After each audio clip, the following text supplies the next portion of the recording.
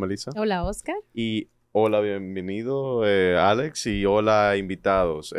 Oyentes. Que también son otros invitados. Bueno, sí, Siempre invitados. invitamos que nos Y oigan. televidentes también. Bueno, Bueno, sí, no nos hasta ven por la cierto punto. televisión. Ale, Anda nos la ven porra. Pues me voy de Por aquí. YouTube, por video. Exacto. A veces puede ser por la televisión ¿Y también. cómo tú le llamarías Claro. a la gente de YouTube?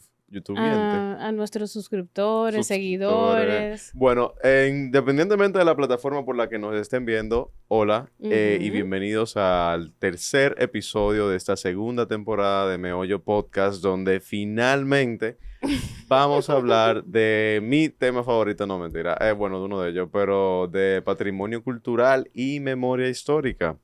Y en el día de hoy, para hablar sobre ese tema, hemos traído a una eminencia, no mentira, traemos a Sí, una Alex eminencia, no diga bueno, que no. pero bueno, sí, Van a definitivamente, seguir. pero él no quiere como que lo galardonen tanto, pero definitivamente para mí Alex es una referencia a nivel de arquitectura en el país y nada, pues los hemos traído para acá para hablar un poco del tema. Definitivamente también yo le voy a dar un respaldo a Alex para que no se sienta tan solo. Yo también trabajo el tema un poquito de patrimonio cultural y memoria histórica, así que... Y Melissa, por supuesto, también trabaja el tema, así que nos vamos a respaldar los unos a los otros en este episodio en el día de hoy. Así que, sin más preámbulo, vamos a ceder la palabra a Alex para que se introduzca. Acuérdense que a partir del episodio pasado cambiamos un poco la dinámica y ahora los invitados se van a estar introduciendo a sí mismos. Así que, Alex, el micrófono es tuyo. Hola, ¿qué tal? Gracias por la invitación. Yo soy Alex Martínez Suárez. Soy arquitecto, investigador, también museógrafo y gestor cultural. Estoy contento de compartir este espacio con ustedes. Y bueno, de formación soy arquitecto, perdón. Y de formación soy arquitecto y estuve estudiando temas de investigación, muy motivado por el trabajo que me contagiaron algunos profesores durante mis estudios de grado. Y luego entonces al regresar al país lo que hice fue empezar a janguear con esos profesores y a trabajar de cerca, colaborándoles de buena fe en proyectos de investigación sobre arquitectura dominicana. También eso coincide con el momento donde comienzo a involucrarme en la academia, muy activo en los temas de la academia, en mi alma mater, en UNIBE, y entonces comienzo una carrera académica paralelo a mi trabajo en mi oficina, en mi estudio, que fundo desde el 2008. Y entonces comienzan como que esa dualidad de la academia y la investigación y también la práctica de arquitectura. Que no es muy común aquí, o sea, generalmente por lo que yo he visto, el arquitecto acá o es arquitecto únicamente o es investigador o es académico únicamente, o sea, como que no se va por ambas ramas. O tú me corregirás, no sé. Bueno, hay de todo, pero creo que la mayoría de los que son investigadores, aunque no sean la mayor cantidad, también trabajan en la práctica, lo cual es muy bueno porque eso alimenta ambas cosas, creo. O sea, igual que casi siempre los profesores en la carrera, una buena parte también practican, otros son solamente profesores, que también es importante que los haya. Tú sabes que aquí quizá a veces yo he escuchado una que otra crítica que dice que los profesores de la universidad deberían ser solamente profesores, pero yo en verdad lo veo eso muy, muy práctico aquí, porque que los profesores también estén ejerciendo su carrera, no solamente le da una visión realista de la profesión a los estudiantes, sino que también lo pone en contacto directamente y comienza como que ese networking. Las universidades realmente se vuelven un espacio de networking y de construcción como que de esa futura vida profesional. Pero bueno, volviendo un poquito al tema y hablando y quedándonos en el tema, mejor dicho, de universidades, Melissa y Alex, por cierto, fueron a la universidad juntos, o sea que esto va a ser un episodio bastante familiar. No solo universidad, también maestría. Sí, bueno, Melissa me lleva un año. Y ella terminó un año primero. Y de hecho, Melissa fue que yo llamé cuando ella estaba allá en Holanda estudiando su maestría. Yo la llamé y dije, mira, estoy en esto, voy a aplicar, no sé qué, cómo está el ambiente por allá. Porque fuimos a una universidad muy particular. Sí. Una universidad muy... Y ella me lo dijo en esa primera conversación. Ella me dijo, mira, esto no es como que lo que uno se puede imaginar. Esto es un lugar muy particular, muy especial. Es un lugar muy crítico. Y bueno, por lo menos yo tuve ese camino ya Ese comité de bienvenida. de bienvenida allá. Había otro dominicano en ese entonces. Hasta ese momento, nada más cuando yo entré, había solamente oído un dominicano antes que yo a estudiar allá, al Instituto Berlage, que no lo hemos mencionado, en Holanda. Y luego fuimos yo y Adolfo Despradel, que ahora está en su práctica también aquí hace un tiempo. Y entonces después vino Alex. Y ya después de ahí, ¿ha vuelto algún dominicano al Berlage? Sí, dominico-americano, sí. Fue Ariel, sí. Pero la verdad es que fue un momento muy, muy interesante, muy bonito. Yo creo que fue un momento de mucho aprendizaje, de aprender muchas cosas. Y de hecho, de allá para acá, cuando ya vinimos definitivamente, Melissa que siguió para Londres, hemos hecho proyectos juntos y hemos siempre aplicado muchas de esas cosas que aprendimos allí. Y entendemos que quizás hemos estado aportando a través de la academia, precisamente formando a un grupo de jóvenes, de futuros arquitectos, con esas herramientas que nosotros adquirimos allá. Que al final era muy orientado, o sea, era una educación muy inusual para nosotros, y creo que inusual en general, porque era un ambiente donde todo giraba en torno a una motivación personal prácticamente. Con decirte que, bueno, mi hermana que estuvo allá cuando yo fui, que es educadora, me dijo, yo nunca había visto un sistema de maestría que se catalogara como Montessori. Ellos se consideraban Montessori. Aunque mucha gente no estaba consciente de eso. Ella lo leyó como en una de las informaciones de la institución. Y yo también me quedé sorprendida porque yo no había caído que eso era parte del asunto. Y por eso era que era tan autogestionado. O sea, todo era autogestionado. Nosotros, los profesores estaban ahí, era como prácticamente como... Tutores. De hecho, ellos no le dicen profesores. Ellos pensaban que no había una relación el alumno-profesor, sino que era tutor y participante. Participante. Entonces, eso era parte de lo que englobaba Melissa cuando me decía, esto es un lugar muy particular. Y realmente así fue. Pero es dentro de esas herramientas de la autogestión, parte de las cosas que más nos llamó la atención en esa metodología era el tema de producir conocimiento. O sea, éramos conscientes de que lo que estábamos ahí haciendo en una especie de call center, donde vivíamos, porque trabajábamos todos juntos. Vamos a ponerle un nombre más bonito. Okay. Vale. Un open space. Perdón, un open space office. Un taller abierto. Un taller, claro, perdón. Un taller abierto. Perdón, es verdad, porque no estábamos comunicándonos con nadie. No le doy una idea, era para nada, ¿eh? Ok, perdón, yo me refería al espacio abierto. Ese espacio abierto conjunto en el que estábamos, un laboratorio que se llamaba así, laboratorio de investigación en posgrado de arquitectura. Nosotros estábamos ahí aportando como equipo y como individuos a una idea mayor de un proyecto de investigación que iba a servir para o un cliente particular o una petición particular de una institución o una relación. Siempre había un agente de la vida real que participaba en el ejercicio que estábamos haciendo durante ese estudio. Entonces, igual, acuérdate que la escuela era totalmente horizontal. O sea, segundo, primer año, todo el mundo se sentaba en el mismo sitio. Hacíamos talleres donde participábamos todos.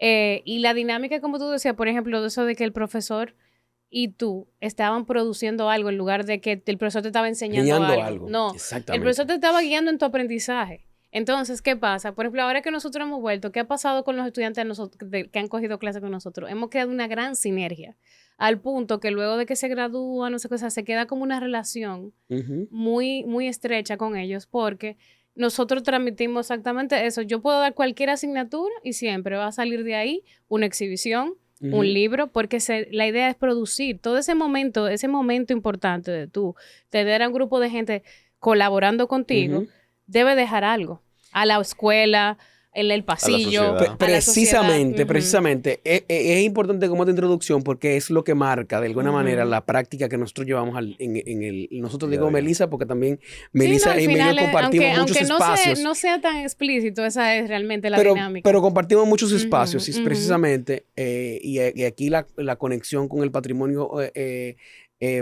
cultural es porque al final trabajamos en el ámbito de la arquitectura y el estudio de la arquitectura y producir conocimiento en torno a la arquitectura. Entonces, por eso que esa base de esos años, con esa visión, con esa experiencia increíble que nos cambió el chip, literalmente, hace que cuando uno regrese acá, dirija su práctica, en el caso nuestro, en ese sentido. O sea, hay espacio para producir y hacer arquitectura, la que hay que hacer para sobrevivir, pero también se convierte en algo importantísimo el espacio para producir lo que a veces, y sobre todo muchísimas veces, no nos dejaba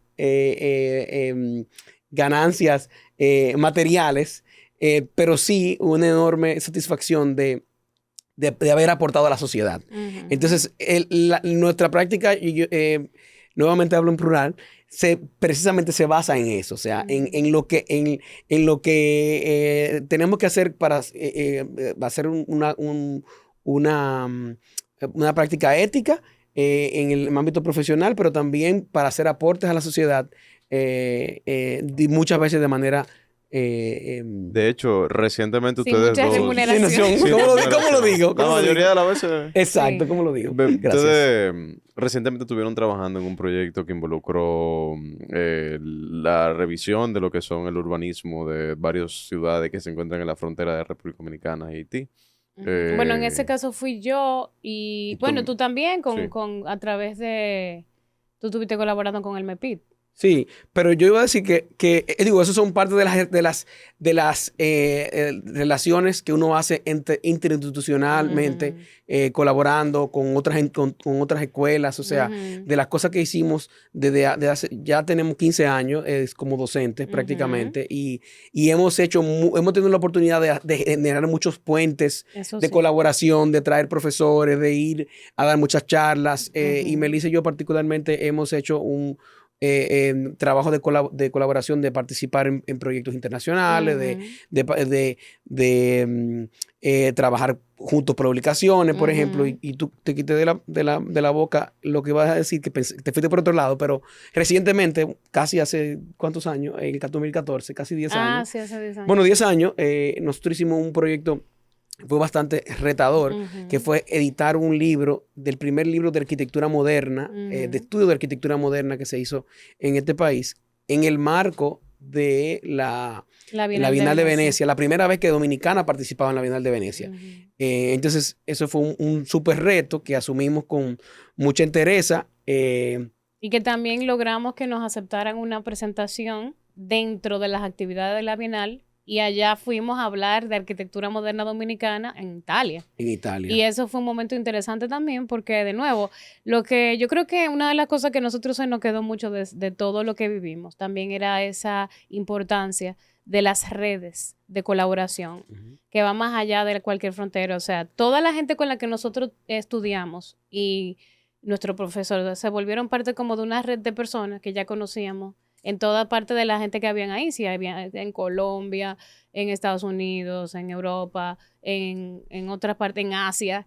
Y esas relaciones han servido para nosotros constantemente seguir alimentando el entorno de nuestro espacio actualmente, para seguir enriqueciendo esas relaciones y que se den proyectos. O sea, estamos constantemente nosotros siendo o inventándonos cosas o conectando amigos con amigos o escuelas con escuelas.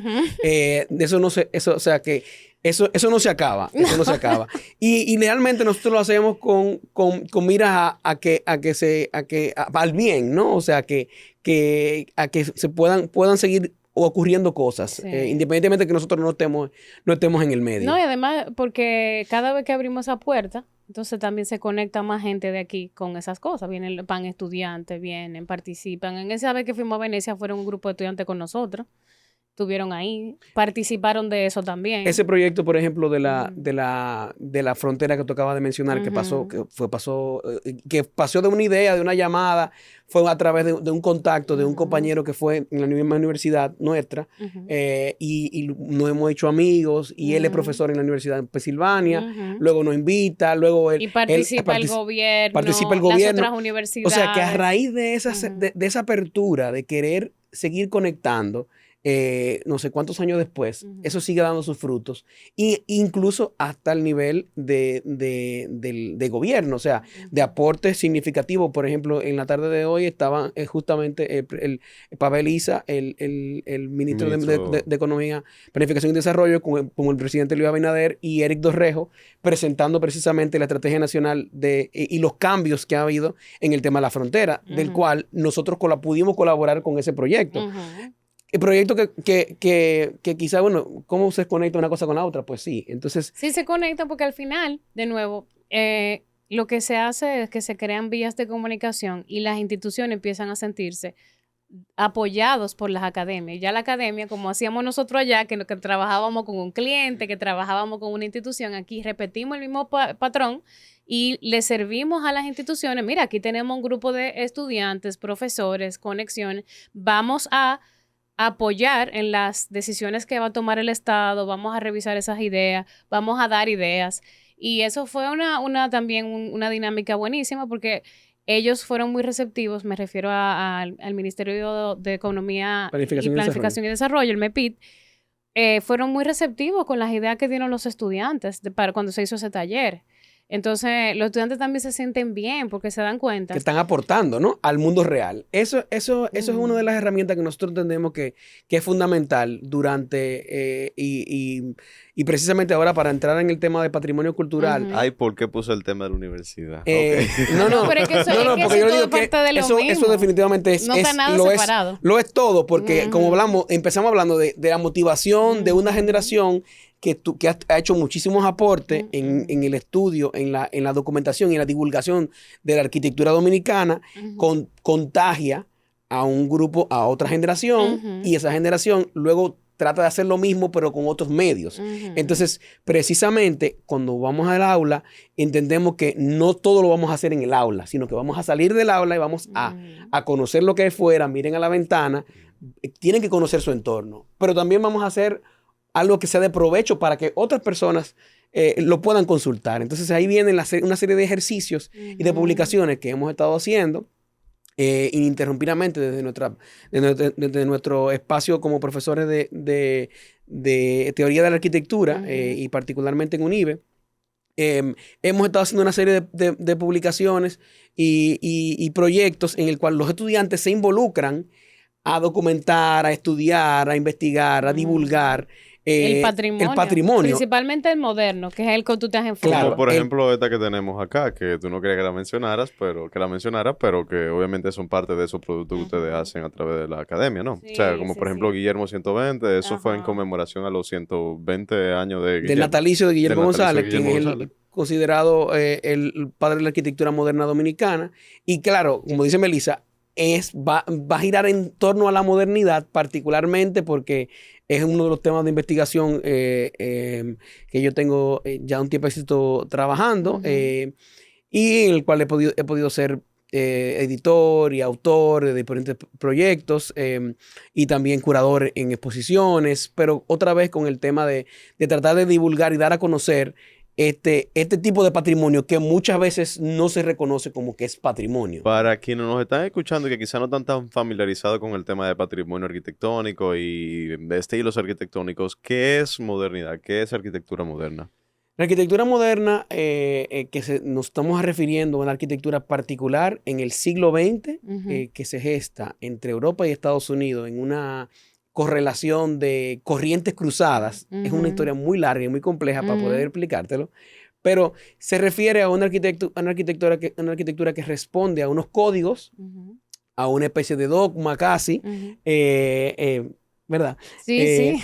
Y en un tiempo particular en el que sobre todo despoja la arquitectura. Primero hace una ruptura con la arquitectura del pasado y despoja la arquitectura de todo lo que esté de más, que todo lo que sea ornamental en su estética, pero sobre todo en su función.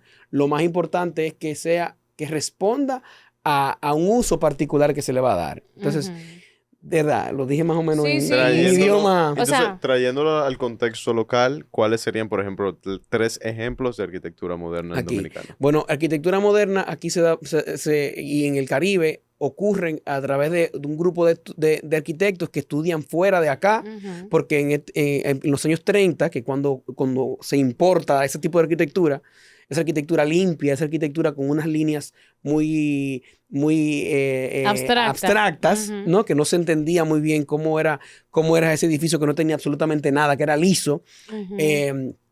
Se da en los años 30, esa primera generación de arquitectos dominicanos o los que trabajaron en esa época, estudiaron, se formaron fuera y regresan al país y entonces se comienzan a aplatanar una arquitectura que ya se hacía en Europa desde los años 20 y en Estados Unidos de los años 30. Y para darte un ejemplo, por ejemplo... El Copelo el edificio Copelo, de la calle El Conde, que es donde está ahora Peles abajo, para ponerlo en la calle burdo. El Conde. Ese se considera que es el primer gran edificio moderno. Aquí hay una gráfica, gracias. Te vamos a ayudar. Bueno, el Copelo, por ejemplo, el Palacio Municipal del Distrito Nacional.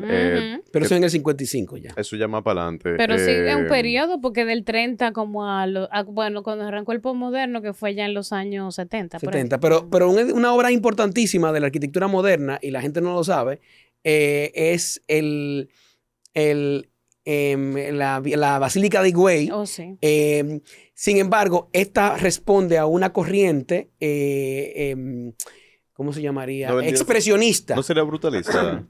También es brutalista, porque es en hormigón visto, pero sobre todo es una de la corriente expresionista del movimiento moderno.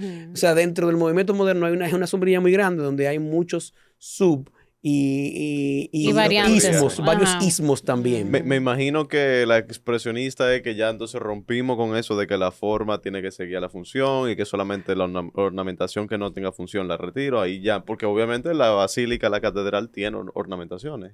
No, para nada, porque no es así. No tiene ornamentación. Lo de la expresión es una tendencia que hay donde los arquitectos modernos estaban interesados en explorar formas plásticamente y espacialmente. O sea, ellos estaban interesados y lo que vale la pena mencionar es que esta que se hizo en los años 40, o sea, a finales de los 40 se hizo ese concurso internacional, aunque eso se terminó construyendo terminando la construcción en los 70 y pico. Comenzó en los 50. Comenzó en los 50 esa construcción, se quedó a medio talle por muchos años, sí. Pero esa obra es una obra importantísima porque marca un momento en el cual todavía no habían aparecido obras brutalistas, no habían aparecido brutalistas definitivamente, pero sobre todo en esa tendencia que se salían del racionalismo. Pero creo que quizás eso eso está muy denso.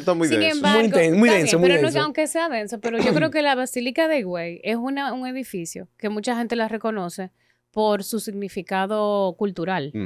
Sin embargo, también lo que a veces la gente no conecta es el significado en el valor patrimonial que tiene. O sea, así como la catedral es una edificación importante porque es una edificación importante de la Iglesia Católica, también es una edificación importante por su historia y todo su carácter. Entonces es como un equivalente de la catedral, pero de otro periodo. Lo que pasa es que ahí vamos, mira, y por cierto, tampoco como que tomen tan de peso todo lo que digamos, o sea, no que no sea relevante, pero bueno, no vamos a entrar mucho en materia, pero para que ustedes sepan que patrimonio cultural, o sea, se subdivide en varias categorías, o sea, está por ejemplo el material, está el material es lo que no es tangible, el material ya se divide entre lo que se puede mover y lo que no se puede mover, por ejemplo, tú puedes mover, qué sé yo, los tesoros que se encuentran dentro del Museo de las Reales Atarazanas, eso es mueble. Inmueble viene siendo entonces, por ejemplo, el Alcázar de Colón, que obviamente si tú pudieras, en teoría, mover el Alcázar de Colón, pero tú mover el Alcázar de Colón le quita el contexto histórico que tiene. Tú pudieras plantear mover la Basílica de Higüey, pero mover la Basílica de Higüey pierdes todo su contexto. Entonces, dentro de ese patrimonio arquitectónico o inmueble, se puede categorizar o se le puede dar valor. Tiene valor en varias categorías, como mencionaba Melissa. Puede tener un valor histórico de que sea un edificio que es del siglo XVI, de cuando llegaron los europeos, que sea de antes del siglo XVI, que sea, por ejemplo, los remanentes de un batey indígena, como lo pasa en el batey Maguana, en San Juan de la Maguana. Puede ser, por ejemplo, que tenga un valor cultural, como es en el caso de la Basílica de Higüey, que tiene un valor arquitectónico, histórico y cultural, y que, por tanto, el Estado ahí en esos momentos, en esos casos particulares donde se desea preservar un edificio, conservar un edificio para la posteridad, entonces intercede y lo declara monumento nacional, como es el caso, si no me equivoco, de la Catedral de la Altagracia. Entonces, qué bueno Basílica. que... Catedral Basílica de la Nuestra Señora de la Altagracia. Yo siempre le pongo catedral como un nombre largo. Pero tú dejaste también lo que es el patrimonio natural, que también existe. Claro. El patrimonio nacional se subdivide en patrimonio natural y cultural. No quise adentrarme en el natural porque ya eso todo... Sí, eso es otra conversación. Pero lo que sí es interesante, y volviendo a conectar con nuestra práctica, es que aquí lo que nosotros hemos hecho, lo que yo he hecho particularmente cuando hablaba de janguear con mis profesores, y lo decía al principio, era que yo comencé a hacer investigación y aportar junto a instituciones o organizaciones, como por ejemplo la Fundación Erwin Walter Palm o el capítulo dominicano del Docomomo. El Centro Cultural de España. El Centro Cultural de España. O sea, que con ellos hemos hecho... ¿El Centro León? El Centro León. Hay otro importante que se me olvida. ICOMOS. Pero yo no soy miembro de ICOMOS. Sin embargo, tengo muchos amigos que están ahí. Entonces, a través de estas instituciones o estos organismos, hemos hecho una serie de aportes y dentro de que han sido de talleres con estudiantes, publicaciones. Hemos hecho una campaña que se llamaba los 18 de abril, que es el Día Internacional de los Monumentos. Sí. Teníamos unos carteles que decían los edificios modernos también son monumentos. Eso de Docomomo. Sí, y las tarjas. Las tarjas, por ejemplo. Que se le colocaron a las edificaciones en el centro histórico. Sí, porque con el patrimonio moderno, que es interesante que lo sigamos como un creo que abundando un poquito más también. Hay una creencia de que, o no una creencia, vamos a decir una percepción de que el patrimonio es todo aquello que para nosotros lo que más resalta, ¿verdad? Es todo lo colonial, quizás algunas edificaciones que tienen un estilo lo neoclásico, republicano y esas cosas, que incluso algunos de esos patrimonios también de las viviendas en los pueblos y este tipo de cosas, la gente lo asocia, no tanto, pero lo asocia, se sabe que por lo menos es algo que viene del pasado, ¿no? Pero lo que a veces olvidamos o no nos percatamos de que todo lo que pasó en el siglo XX, como es una historia reciente. Y precisamente por ese estilo racional que fue como tan limpio, tan no sé qué, se volvió lo normal. Se volvió tan normal que entonces ya pierde, o sea, la gente no lo asocia con lo histórico, no lo asocia con algo del pasado. Entonces, por ende, lo modifican. O sea, es más vulnerable el patrimonio moderno por esa parte. Entonces, el trabajo que nosotros hemos tratado de hacer es unirnos a ese esfuerzo de que el patrimonio moderno de nosotros, que son esas edificaciones que parecieran mundanas o cualquier cosa, realmente se entienda que no lo son y que merecen también el cuidado y la atención y la valoración, porque el patrimonio es como los libros de historia, como los monumentos de otro tipo, como las estatuas, o sea, es algo que nos va contando nuestra historia, ¿verdad? Nos va haciendo comprender de dónde venimos. Entonces, una evidencia no todo puede desaparecer, no todo se puede preservar tampoco. Claro. ¿Verdad? Claro. O sea, sabemos que no podemos vivir queriendo preservar todo intacto, pero sí que se quede. De cada época debe de quedar un legado para que podamos ir leyendo a través de nuestros edificios, de nuestros espacios, ¿qué ha ido sucediendo a lo largo del tiempo? ¿Qué valores representaban a esas generaciones que nos precedieron? Sí. Porque es el tema de la arquitectura. La arquitectura, aparte de ser una profesión, es una expresión artística y cultural. Y por lo tanto, guarda esos valores intrínsecos de la sociedad.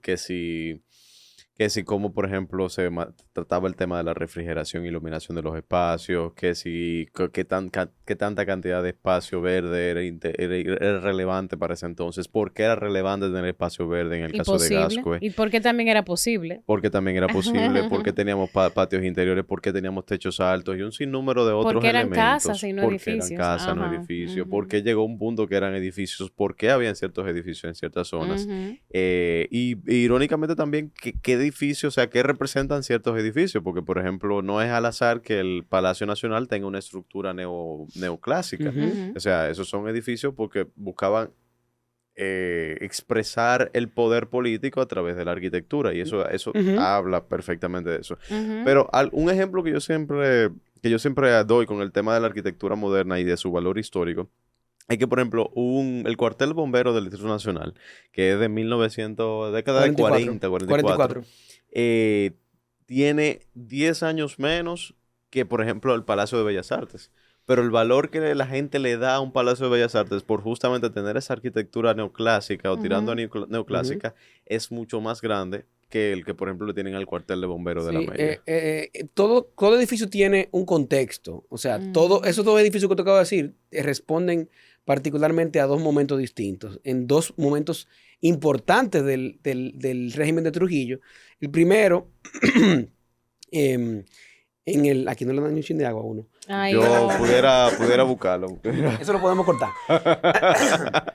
Pero, Tranquilo, no lo va. em, bueno, en los 1940, al principio, había un programa de infraestructura en toda la geografía nacional en torno a la celebración del primer Centenario de centenario la de la Independencia. independencia de la República, en el cual Trujillo se aprovechó o sea, celebrando esto, hizo una serie dotó el país de cierta infraestructura. Eso fue un primer momento muy importante en el cual la arquitectura moderna jugó un papel fundamental. Y ahí hay un grupito de arquitectos que trabajaron bastante, se picó ahí bien, dentro de los cuales está José Antonio Caro Henry Álvarez, Bona, Henry Gazón Bona. Gasón Bona, que ya no tanto, pero sí, pero No, también le fue chévere, le dieron la contrata del Monumento de Santiago, por ejemplo. sí, pero eso fue más para adelante.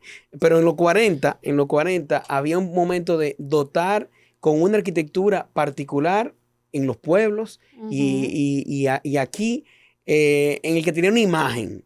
La imagen moderna lo vamos a Ujú. utilizar para lo que proyecte un estado de progreso, de avances. Ujú. Entonces, por otro lado, vamos a hablar de poder y los cuarteles de la policía y con un lenguaje que demuestre poder y un Palacio Nacional que sea neoclásico. Se te olvida un elemento muy importante en casi todos los pueblos del país en aquel entonces, que se comienza a construir también a partir de los 40, que es el Partido Partido Dominicano. Dominicano, O sea, naturalmente. el Partido Dominicano es Ujú. un diseño de Henry Gazón Bona Ujú. y prácticamente en todos los pueblos del país había una oficina del Partido Dominicano. No se construyeron todas en la misma época, Ujú. obviamente, fue gradual y no todas tienen el mismo diseño, algunas tenían variantes, pero era una estructura moderna, Ujú. me imagino, bajo cierta influencia de un Sí. neoclásico, porque tenía una presencia de unas columnas Sí, y eso de un portón. tenía como un código que tenía una columnata en la fachada frontal, aunque bastante austero. Tenía las 5 estrellas que representaba el Partido Dominicano. Tenía la palmita por un lado, el escudo de la palmita y el escudo nacional Esos por el otro. edificios por lo general también tenían un alto relieve como un elemento alusivo A la historia dominicana, o algo alguna. así. Ujú. Entonces, y esos edificios están en los pueblos ahora mismo. Esos Sí. edificios son la Ujú. gobernación hoy día, posiblemente. El Ajá. destacamento de la Policía O Nacional, Ayuntamiento a veces. ayuntamientos ayuntamiento. a veces. Eso cambió, pero esa huella está ahí. Ujú. Eso no significa que nosotros tenemos que demolerlo, naturalmente. O sea, No, al contrario, Para nada, debería de para nada. conservarse. De hecho, te iba a comentar algo, ya que tú hablas del tema de la demolición, que lo usa de camino a entrar a ese punto, que un evento importante también que hay que destacar es que la arquitectura moderna en Europa surge en gran medida porque Europa quedó devastada durante la Segunda Guerra Mundial. La primera primero. Perdón, la primera primero y la segunda también fue parte de eso. Y hubo que crear... La segunda remataron. Sí, ahí acabó de borrarse lo que había quedado. Exacto. Entonces, ¿qué pasa? En ese momento, los arquitectos de Europa, su principal preocupación era cómo nosotros reconstruimos un continente prácticamente de una manera eficiente, higiénica, moderna, Barata. austera. que se pueda hacer con eficiencia económica, con cierta replicabilidad, o sea, que yo la pueda hacer en serie. Y de ahí viene como esa industrialización, digamos, de la arquitectura. Y entonces aquí, en lugar de la guerra, lo que tuvimos fue el ciclón San Zenón en el año 1930, que coincide con el inicio de la dictadura. Y ese es nuestro borrón y cuenta nueva. No lo creó una guerra, pero lo creó un huracán. Entonces, ¿qué pasa? Hasta ese entonces aquí se construía con madera principalmente. Y Trujillo crea la ley que establece que todas las edificaciones debían de hacerse con concreto. Y también eso, de nuevo, cambia la forma en que aquí se hacen los edificios. Sobre todo en Santo Domingo, más que nada, porque también el ciclón San Zenón, así también como marca la destrucción de la ciudad, marca el inicio del protagonismo político, económico y cultural de la ciudad de Santo Domingo, que hasta aquel entonces no lo tenía. Santo Domingo era una ciudad y del mismo tamaño, de la misma importancia y con la misma, o sea, con la única característica de ser la sede del poder político.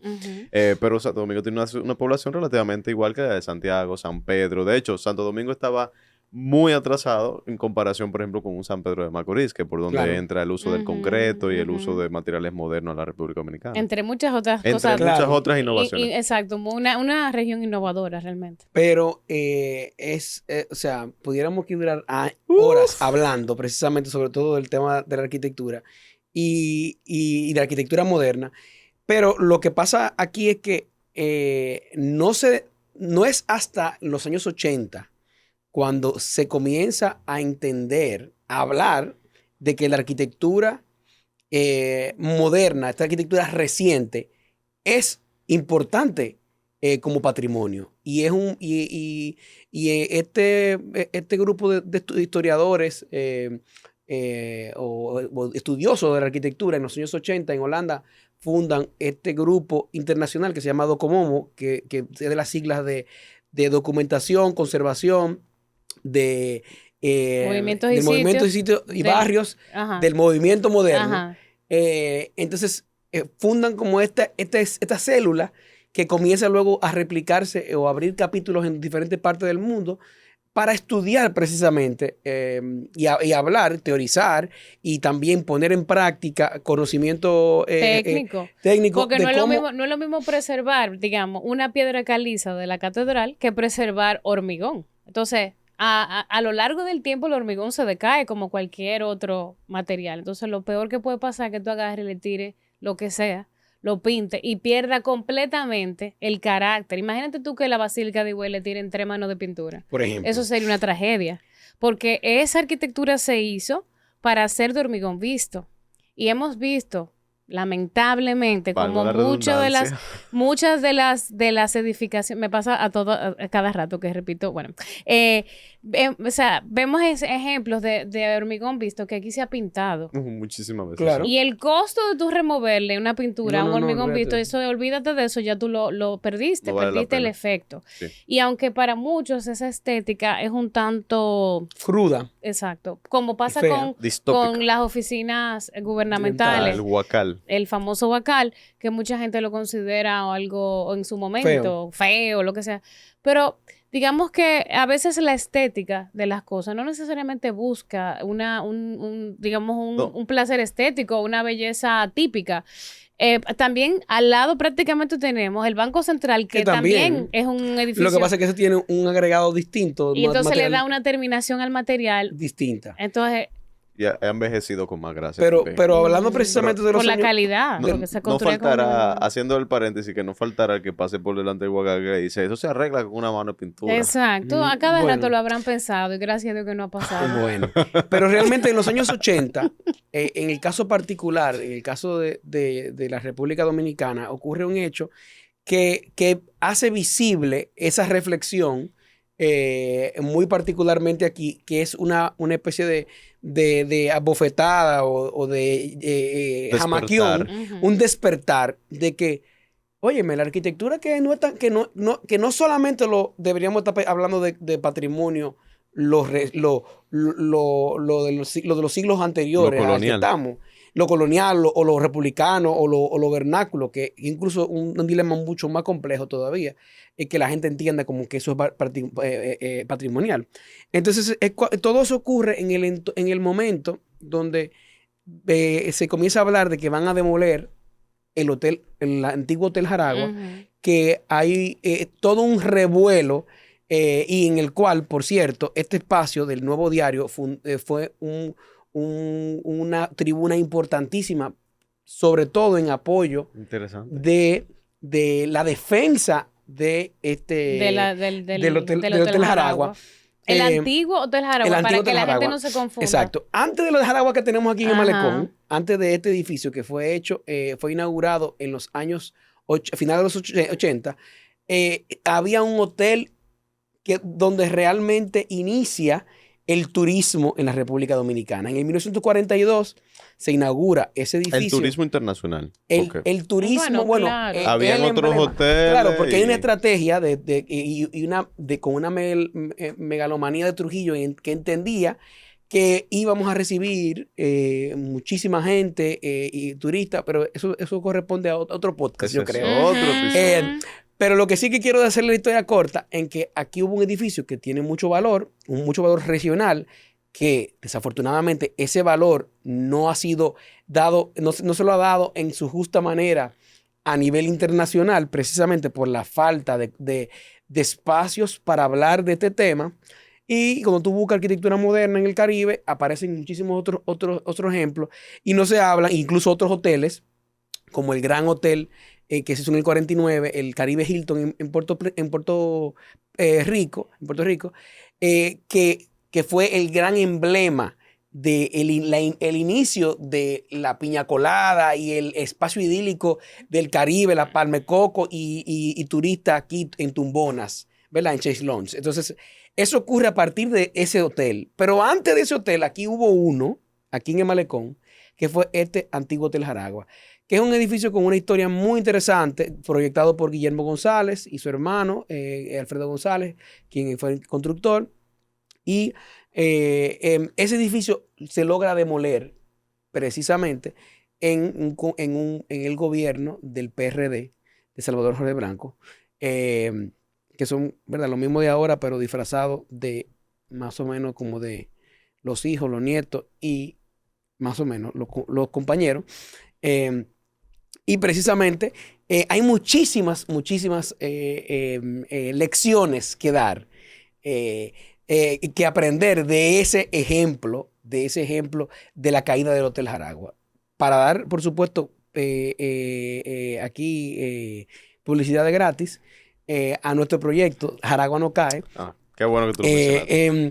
Es un proyecto que hicimos Rap Messina y yo, que se publicó en el 2021.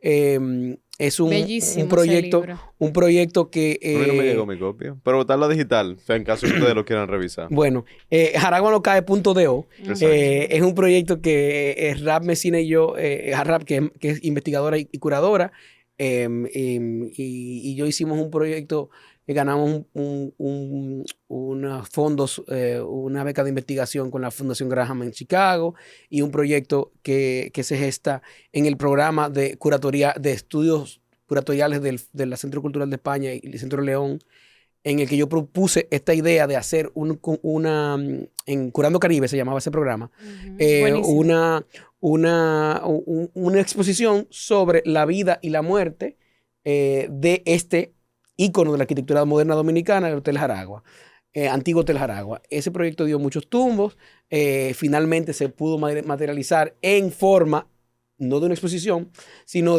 con el COVID y todo en el medio, de un libro y de una exposición virtual que la pueden visitar.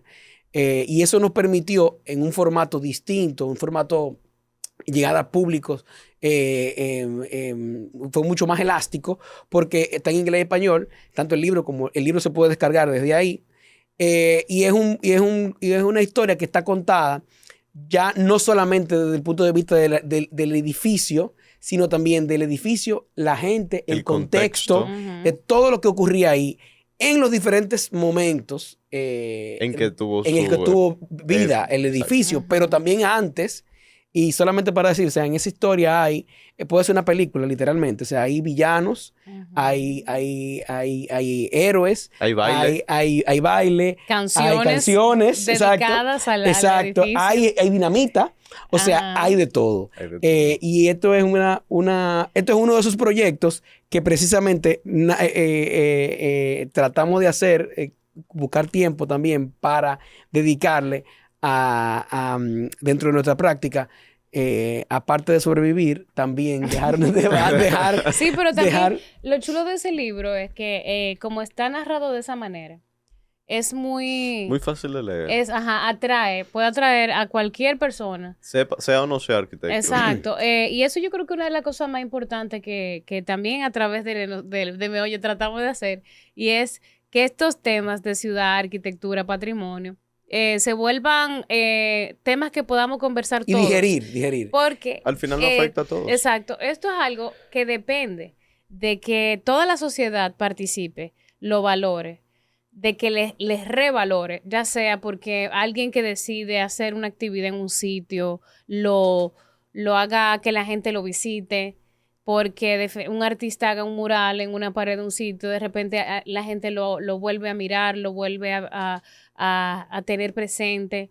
Entonces, esas son de las cosas también que son importantes para el patrimonio. El patrimonio que no se usa, se pierde. Y qué bueno que tú mencionas eso, porque justamente había una pregunta que teníamos contemplado al inicio de este episodio, era ¿qué es patrimonio?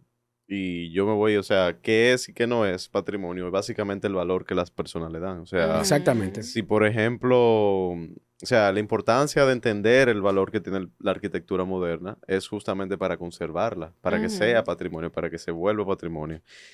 Porque de lo contrario, la vamos a perder eventualmente. Mira, eso que tú mencionaste de cómo está escrito el libro, fue un despertar importante en el proceso de hacer el proyecto cuando Rab Mesina, quien también tiene formación de periodismo y todo eso. ¿Ella estudió con ustedes también? No. Bueno, sí. ¿Qué? Ella empezó de la carrera con arquitectura, pero luego siguió el camino desde la comunicación hasta la curaduría. Ella, cuando se une el proyecto, ella dice, pero esto no puede ser un proyecto para arquitectos contado de una manera como si fuera dando una charla o con uno de los libros que ustedes hacen muy académicos. Esto hay que hacerlo de otra manera. Entonces, y ella fue una pieza fundamental en darle la vuelta y eso que dice Melissa, tratar de llegar a otros puntos, o sea, a otros públicos, llegar a otros públicos a través del trabajo que uno hace y no quedarse haciendo aportes solamente en el entorno nuestro. Fue ¿cómo se llama? Paso que diste. Importantísimo de estar consciente de que es cierto, o sea, hay que buscar la manera de llegar a comunicarse a gente que no es arquitecto. Entonces, eso tratamos de hacer en este proyecto y esa narrativa en el que ella lo tuvo muy claro desde el principio. Esto hay que hablarlo como si yo te estuviera haciendo un cuento y ven, siéntate que yo te voy a contar esta historia que tú no te vas a imaginar lo increíble que es. Es sobre un edificio, pero también sobre muchísimas otras cosas más. Entonces, jaraguanocae.de, por cierto. Sí. Pueden bajar el libro ahí. Claro.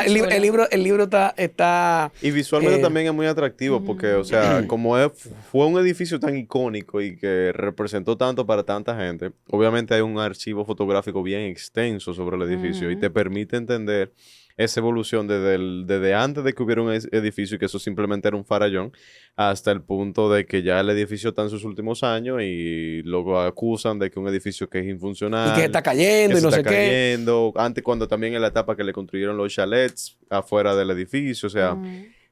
Es una historia bastante interesante y yo sé que no hemos concentrado en el Hotel Jaragua, pero así tal cual como pasó y tuvo la suerte el Hotel Jaragua, bueno, la suerte de que contaran su historia, quizás no la suerte de que lo conserváramos, también hay muchos edificios que todavía se mantienen en vida y se mantienen en pie, que tienen una importancia y que tienen también una historia detrás. Ese es el caso, por ejemplo, del Hotel Hispaniola, que hoy en día no sabemos qué va a pasar realmente con ese hotel porque a pesar de Es el antiguo Hotel Paz. el antiguo Hotel Paz, construido también en el contexto del... Es un poco posterior, dígase 10 años, ¿no? Es que le lleva al 13 Jaragua. años después. 13 años después le lleva al Jaragua, pero es un edificio construido por el mismo arquitecto, construido también en un contexto de la Feria de la Paz y la Confraternidad del Mundo Libre. Se construye para justamente recibir esos invitados internacionales que iban a llegar. Y también como parte de esa estrategia de desarrollo de la industria turística en República Dominicana. Pero para que tú sepas, ese momento del 55 donde Trujillo decide dotar la ciudad de más hoteles es una de las razones por las que el Jaragua comienza a decaer. ¿Por qué? Porque en el hotel... Ese era el viejo. O sea, el Jaragua pasó a ser en el 55 una especie de patito feo porque comienzan a aparecer hoteles. Bueno, primero aparece el Gran Hotel, que es el Hotel Embajador, que es una especie de platillo lo más guay, subido allá arriba. Perdóname, el Hotel Embajador es el Hotel Embajador. Bellísimo. Y ese es un hotel que lo hacen en aquel farallón allá arriba. Con vista al mar, con vista al mar, que tiene aire acondicionado, porque no nos perdamos. O sea, ese hotel y el tema del Embassy Club y los shows y la programación y todo eso que se armó ahí y el ten, en ese momento. Garden Ten, ¿no? Sí, no, pero eso fue, claro, el Garden Ten fue el otro día. No, muchachos. Entonces, estamos hablando de que el gran hotel fue ese, pero ¿qué pasa? Que en ese momento también apareció el hotel comercial en El Conde, que hoy es el Novus Hotel, Novus Plaza, no sé qué. Ese de esa época también. Ese de esa época, el 55. También el Hotel Paz. El provisional, pero que ese no fue ese fue la Angelita, exacto. Pero, ¿qué pasa? ¿Y el napolitano de qué? No, eso es un poco más para adelante. Viene después el napolitano y el San Jerónimo. Bueno, porque es que entienden, que este señor entiende que aquí va a venir todos los visitantes que nunca habíamos recibido y necesitábamos más hotel. ¿Qué hacen en el 55? Siguen ampliando el Jaragua también. Entonces se queda al final. Y está el Hamaca también. El Hamaca es un poquito antes, el 52, en Boca Chica. Pero lo que sí es que siempre va a ser muy interesante saber la historia que hay en torno a estas edificaciones, que tienen muchísimo que decir, que tienen muchísimo que hablar, y que hoy día todavía tenemos muchísimo trabajo para documentar, para divulgar, para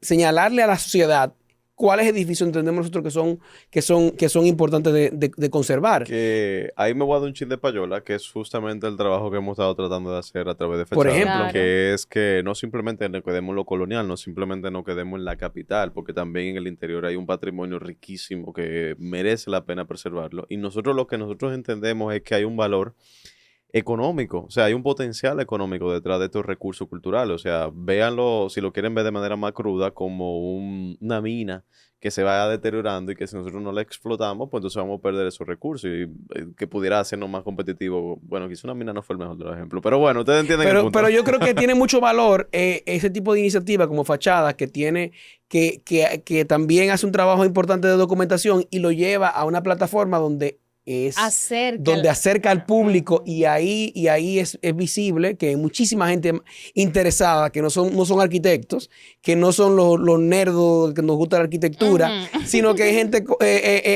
humana que tiene sensibilidad, que le interesa y la verdad y que descubre, porque por ejemplo... Y que aprende, que está interesado en aprender. Y hay que mencionar que por ejemplo con las personas que tuvieron esa iniciativa de conectar las redes sociales, el internet con la documentación existente, como el caso de imágenes de nuestra historia, como Bienvenido que fue la primera, claro, que fue la primera que él tuvo esa iniciativa. En nuestro contexto, ¿no? Ajá, en nuestro contexto, quiero decir aquí, que era simplemente hacer accesible muchas imágenes que se encuentran en el Archivo General de la Nación o en publicaciones, que la gente en revistas, pero que nadie las iba a ver, o sea, a veces sin contexto, más allá de solamente el año y el lugar, pero... Bueno, pero ese fue el primer paso. Claro, fue el primer digitalizar, paso. Por ejemplo, Exacto. poner a disposición de eso. Y eso tiene, por ejemplo, un gran valor, un altísimo valor, porque en los comentarios de esas fotografías, la gente comentaba y hablaba muchísimo. Por ejemplo, para el caso de la investigación del Jaragua, nosotros buscamos, veíamos nombres de personas que sabían de temas, o sea, también nos enteramos de gente que tenía fotografía, guardadas, que luego gente de la familia, exacto, y cosas entonces así. eso y empezaron también a mandársela para que la publicaran. Exacto. Entonces, todo eso, o sea, el tema de las redes sociales también puede servir para cosas muy positivas.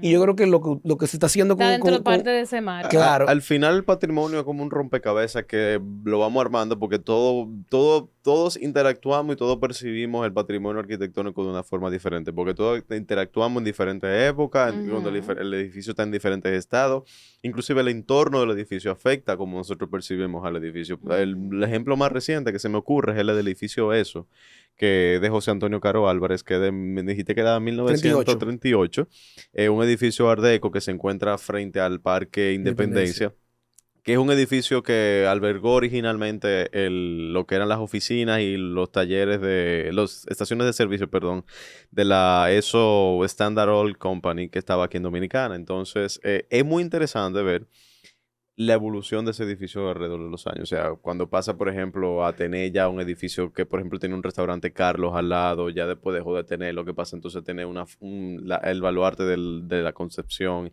antes de que, por ejemplo, hicieran la ampliación de la avenida Simón Bolívar. O sea, cómo va evolucionando y cómo las diferentes personas perciben ese edificio, como por ejemplo personas que no comunican que lo utilizaron cuando fueron estación de ESO, personas que no comunican cuando, por ejemplo, ya la ESO se va de arriba y por ejemplo, lo que fundan es ponen una ONG internacional, la YMCA.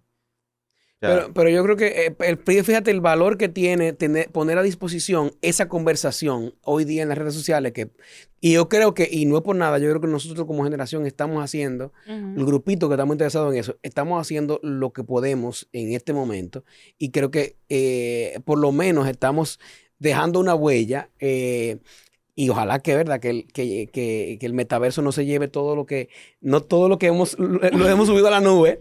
Entiendo que no sé, pero yo creo que en este momento cada uno debe aportar desde donde esté, de donde pueda y como pueda. Entonces yo creo que en este momento creo que somos unos cuantos que nos interesa seguir aportando yo diría en este sentido. Hay mucha gente. Y hay mucha gente que por lo menos no puede aportar con un post, pero puede aportar con un comentario. Con un comentario, con una pregunta. Que van a Montecristi, que a mí, por ejemplo, se me dificulta coger para Montecristi porque son 4 horas, señores. Y, por ejemplo, me mandan una foto de Montecristi de una casa que no tenía y esa casa queda en registro. Y esa casa, o sea, aunque no lo crean, poco a poco vamos construyendo y vamos ese rompecabezas que es nuestra identidad nacional. Porque y eso no lo vamos a poder hacer solos. O sea, yo creo que prácticamente la razón por la cual nosotros hacemos esto es para unirnos a un colectivo, unirnos a también entender que esta labor de documentar y dar a conocer nuestro patrimonio, ¿verdad? Hay una serie de personas que han sido fundamentales en gestar ese conocimiento, producir ese conocimiento para nosotros poder al día de hoy y poder consumirlo y divulgarlo. Pero también el compromiso nuestro es precisamente seguir investigando, seguir divulgando hacia el futuro. Y que de hecho Fachada, o sea, es parte de un ecosistema. Nosotros de hecho coordinamos y somos parte de lo que es el colectivo Mamey, que es un ecosistema con todas las personas que trabajan o que inciden o que interesadas inclusive de la ciudadanía en temas de patrimonio cultural y memoria histórica. O sea, a través de ese espacio nosotros difundimos actividades, se coordinan, se comparten informaciones, se visitas, por ejemplo, que nosotros hacemos. Estaban en Aguayo el otro día viendo el tema de los... ¿Por qué Mamey? Mamey, porque mamey es un fruto. Que antes aquí era muy común decirle al color naranja, hoy en día naranja, mamey, porque era nuestra referencia. Entonces, hay alguna gente que le dice mamey. Entonces, como para rescatar un poco esa parte de identidad, que nosotros somos de los pocos que le decimos mamey al color naranja, o sea, como rescatar eso, aparte que es un nombre indígena, aparte, o sea, como que tiene muchas aristas que entendemos que forma parte de nuestra identidad. Pero, ya para también ir cerrando, yo quisiera saber tu perspectiva, por ejemplo, con relación a una colaboración, una publicación que tuvimos en colaboración recientemente contigo del edificio que está en la Meriño, al lado del Palacio Consistorial. Te lo traigo a colisión porque justamente fue un edificio que nosotros pusimos esa evolución histórica y en vez de recibir una reacción positiva, recibimos en gran medida una reacción negativa, porque la gente decía, ¿cómo va a ser posible que permitieron desbaratar un edificio colonial o un edificio neoclásico, que realmente era la fachada neoclásica, por un edificio moderno? O sea, ¿qué tú opinas sobre esos casos? No puedes echarte para el medio ni nada. No, yo no sé qué te puedo decir. No, realmente, al final es un tema de educación. O sea, al final es un tema y creo que eso es lo que precisamente, para eso sirven esos espacios. Para entender que la arquitectura deja una huella de una época, de un momento. Los gestores de la ciudad tienen mucho que ver con eso, lo que se permite, lo que no se permite. Y que ya una vez tú tienes una huella así, tú tiene que ser una decisión bastante sopesada para tú decir, bueno, yo voy a demoler para volver a construir o volver atrás. Porque ya que ya tiene un lugar en la historia, y si es un edificio que funciona, ¿por qué uno va entonces a tener que demoler? Y bueno, hay muchas conversaciones que se pueden dar sobre el tema de qué es. De lo que se demuele y lo que no. ¿Y qué es de lo que se transforma o se deja igual. O sea, exacto. En esa negociación, ¿verdad? Eso es una cosa tremenda. Lo que sí es que hay que entender, que la gente debe entender que naturalmente existe, o sea, que los edificios tienen la posibilidad de tener una segunda vida. Los edificios tienen la posibilidad de rehacer su vida, aunque haya tenido un pasado complejo, aunque haya tenido un pasado como la persona también, quizá. Y que a veces, a este edificio le tocó estar aquí, justamente frente al Parque Colón, en el cual... En el corazón histórico de la ciudad lo colonial. hicieron de un material que era nuevo en ese momento. Y entonces tiene este aspecto, y en el imaginario se supone que todos los edificios en el centro histórico deben de ser como la catedral quizá, o parecido, o aunque sea un falso histórico, en piedra. Que por lo menos tenga piedra o que se vea la piedra. Y precisamente en esta semana, en clase, tuvimos una discusión de que, pero no vayan a hacer lo mismo que hicieron, de tapar la piedra, como hicieron entonces yo tuve que explicar en la Conde. Y lo que pasa es, miren, lo que pasa es que el tema, y entonces tuve que explicar realmente en el que la única manera de que se preserve hacia el futuro es si se protege la piedra. Lo que pasa es que hubo un momento, una corriente de restauración, de conservación, que decidieron exponer la piedra. Y entonces eso ha creado una percepción. ¿Y tuvo algo que ver Chabón con eso? No, nada, para nada. Acuérdate que tiene que ver Chabón. Chabón fue en los 80. Y Chabón fue una... ¿Pero qué fue primero? ¿Que pelaran los edificios No, de la ciudad fue primero. ¿Fue primero qué? Sí, fue primero eso, el movimiento de pelar los edificios. No pelarlos, sino exponer... Quitarle todo su recubrimiento que llevaban y hacer un falso histórico. No falso histórico, es que tampoco eso es un falso histórico. Es que tampoco no solo es recubrimiento. No vamos a poner de acuerdo en esta mesa. Lo hicieron como parecer ruinas. Esa era la idea. Que se viera pintoresco. Eso es lo que la mayoría de la ciudadanía no sabe. Ni aquí en este tema va para laico, pero... y a mí me están esperando, o sea que... Estamos en lo mismo. Pero, eso es lo que la mayoría de la ciudadanía no sabe. Y es que realmente muchos de los edificios, sobre todo en la calle Las Damas, la calle La Tarazana, eran edificios que tenían una ornamentación sumamente rica, que tenían balcones, que tenían, por ejemplo, qué sé yo, decoraciones en el tope. Yo no me sé el nombre técnico de todo eso. Y que a partir de este deseo de querer, por ejemplo, hacer restauración y de llevarlo hacia una época, aún así fuera real, se eliminaron todas esas decoraciones. Por ejemplo, el Museo de las Casas Reales era un edificio con una ornamentación preciosa. Sí, eso pasó por muchas etapas. Y eso, o sea, y eso tenía una fachada republicana en un momento. Tenía unos balcones. Entonces, eso. Pero eso tiene que ver. Tuvieron ornamentaciones durante la época de la ocupación haitiana.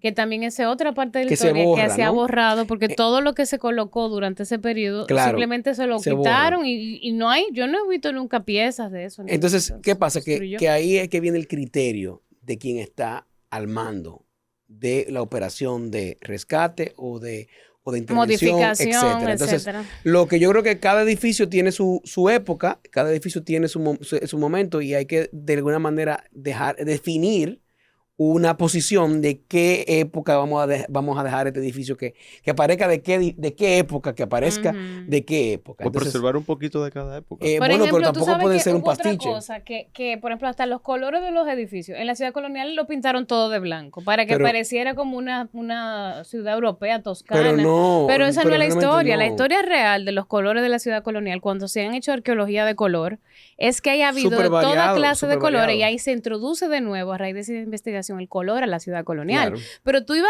a la ciudad colonial en el 95 o el 97 Todo era blanco. y era blanca entera. Con cositas de Y de nuevo teja son no sé qué. decisiones que se toman Exacto. acerca de cómo tú quieres presentar ese patrimonio. Porque volvemos al tema de que el patrimonio cultural es también un tema político. Y vivo, pero también sin ser tan Sí, crítico. Sin es ser un- tan crítico. Le Y va pertenece a cambiando la sociedad del momento. exactamente. O sea, todo el que esté en ese exactamente, momento ahí le exactamente. pertenece eso y lo usará con respeto, esperemos, de la manera que sea más representativa de ese momento. Lo importante es que aún el momento deje una huella sobre ese patrimonio, no lo destruya, no lo modifique de una manera sin el cuidado necesario, pero se puede modificar en muchos casos. Hay otros que deben ser preservados, tú sabes, 100%. Y así, pero al final, yo lo único que iba a mencionar, que quería preguntarle a Alex era, ¿cuál era su edificación o espacio patrimonial que más te ha inspirado o si has trabajado en alguno tú mismo directamente? Que tú consideres que es una referencia importante para los arquitectos, los jóvenes, la gente que lo visite, tal vez poco conocido, joyas escondidas. ¿Hay alguno? Ninguno. No, yo no sé. Tú dices de aquí, Sí. que a mí me gusta, que me parece que me parece Ujú. interesante. Mira, a mí me parece interesante un edificio que quizás no saben lo que existe, pero es una escuela pública Ay, que sí. está es polémico porque ese edificio demolieron un pedazo de un convento del siglo XVII para hacer ese edificio Ah, y el Salomé está Ureña. Ajá, el bellísimo. Instituto Señorita Salomé Ureña, que está en la Padre Villini, casi esquina José Reyes, al lado de la Regina Angelorum. Sí. Entonces, es un contraste muy interesante, pero es un ejercicio pero por el tema del momento, lo que ocurrió en ese momento, que en los años 40, y necesitaban esta infraestructura, y posiblemente esa otra infraestructura estaba En ruina. estaba en ruinas, y hicieron este edificio que lo manejan de una manera, o sea, con esta arquitectura europea, y estas influencias, con estas líneas tan limpias, Ujú. hacen un trabajo de reconocimiento del entorno, o sea, un edificio muy elegante, horizontal, muy estilizado, que guarda una escala muy respetuosa del entorno. Ujú. Y este edificio es para mí una de las joyitas modernas que hay. Y está bastante bien y preservado. está bastante bien no preservado. está modificado prácticamente. No, se mantiene Tiene un bastante gran intacto. patio detrás, que era el exacto, patio original. Exacto. Y Tiene las aulas, sí.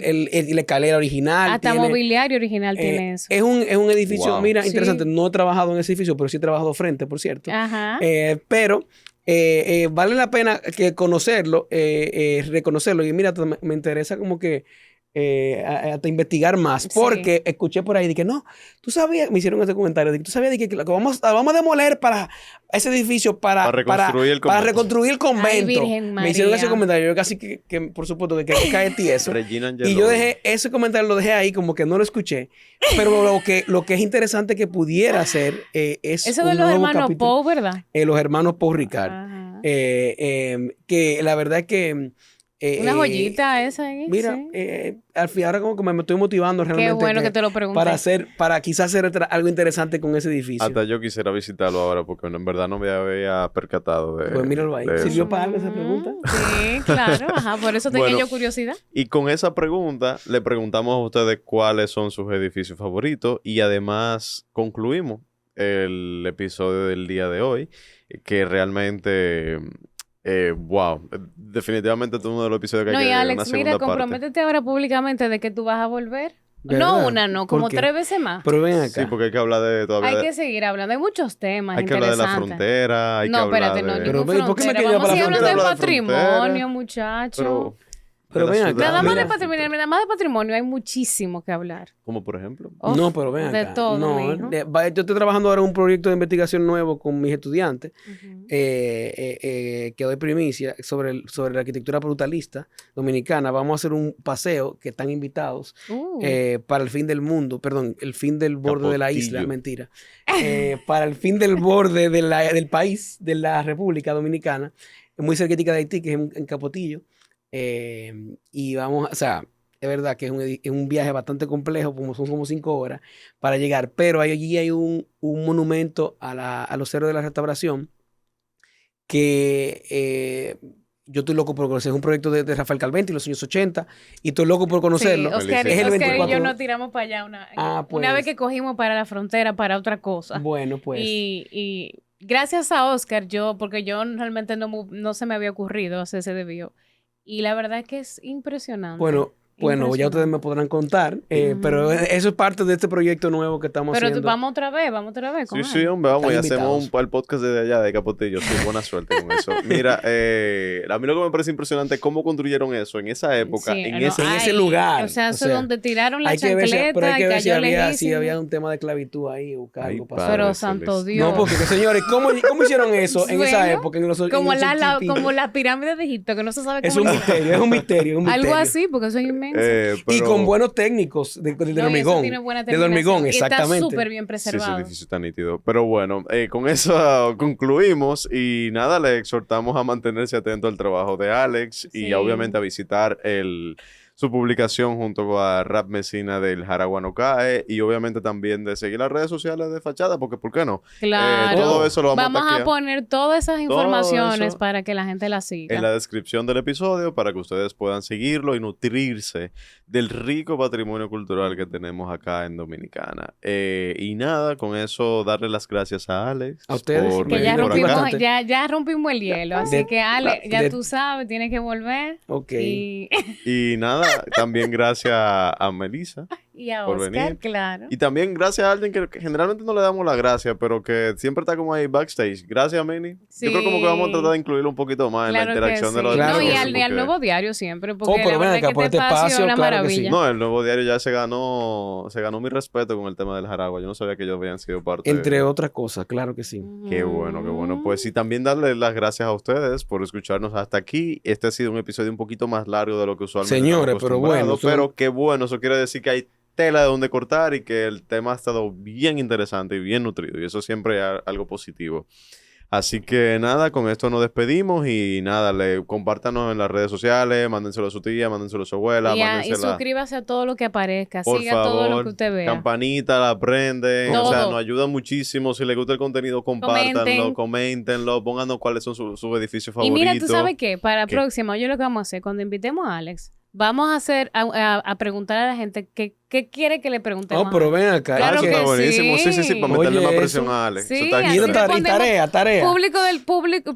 ¿Qué dice el público? No, ¿Qué quiere saber el público de Alex? Claro, no de Alex, de patrimonio. Y de Alex, si él quiere. Arquitectura. Y cómo le fue, porque le preguntan, por ejemplo, cómo le fue en Capotillo, y etcétera. Todo. Claro, gracias. Pero así que nada, gracias y nos vemos en una siguiente ocasión. Adiós. Bye. Chao.